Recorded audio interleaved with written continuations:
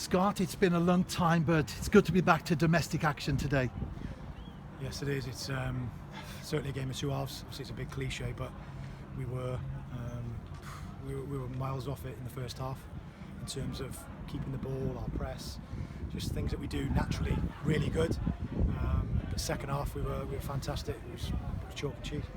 And it was a lacklustre performance in the first half, not what we expect from the new Saints. What did you say at the break? Yeah, picked a few out who needed, a bit of sort of, I wouldn't say had a real go at them, but I praise certain players week in, week out. Sometimes you need to tell them that they need to be better, and certainly that was sort of the discussion first half. Get on the ball more, looked a bit tetchy, a bit nervy at times, and allowed them to get into it.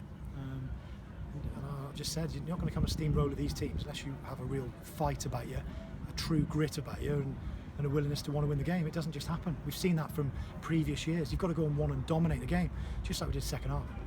Second half was really good. We defended, we passed it, we created, we looked better at going over the top. It was so much better. And as well as the strong words at half-time, you made the double substitution. It worked because within 3 minutes, Adrian Chistovic put the team 1-0 up. Yeah, great to see Sis in that role, because you know that when he comes inside and he bends it in, he does it day in, day out, and it's what we work on a lot. He's great on both sides, on the left or on the right, and when he does cut in there, it's very, very hard to defend against it. And the keeper obviously unsighted and bends it in. It was one of his trademark finishes.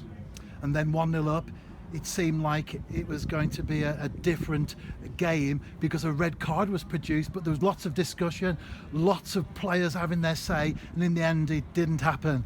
Yeah, it was. I think he gave the yellow card to Keston for the pullback. It was quite clearly that John Routledge had sort of nicked in front and give the first one away. So I was glad that he came over to the linesman, because I was screaming at him, look, it's 6. You don't want to shout too much to get your own players booked, but in that instance it worked, because we could have been down to 10 men. It could have been a totally different result.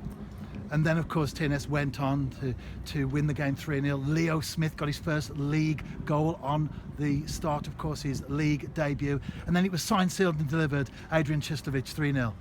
Yeah, 2 goals for Sis, another one for Leo. Good finish, was right behind it. As soon as he's drawn his foot back, you could just see it was going in the corner. It was a nice finish, but we finished positive. We looked comfortable then. We looked neat and tidy in possession, and defensively we were clearing things, and we were getting to second balls, which you weren't in the first half. Football's like that. It's not, 3 points aren't a given in any league, and you've got to earn the right first of all. And one of the things we said in the press conference ahead of this game was that yes, it is a marathon, not a sprint, but as it stands at the moment, 3 goals, 3 points, a clean sheet and top of the table. Yeah, obviously there's a game going on later on and whatever, but we don't worry about anybody else. Certainly not this season, not the way we've started.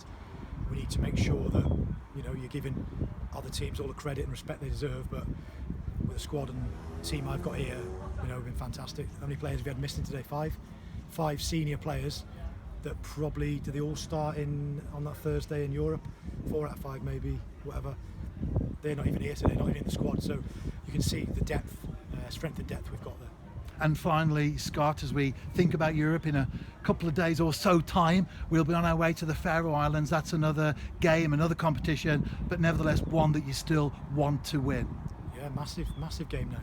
Just talking to Gav about the opposition that he played in the Faroes, and said they were really good. They were technically moved the ball well, and probably better than what he thought maybe.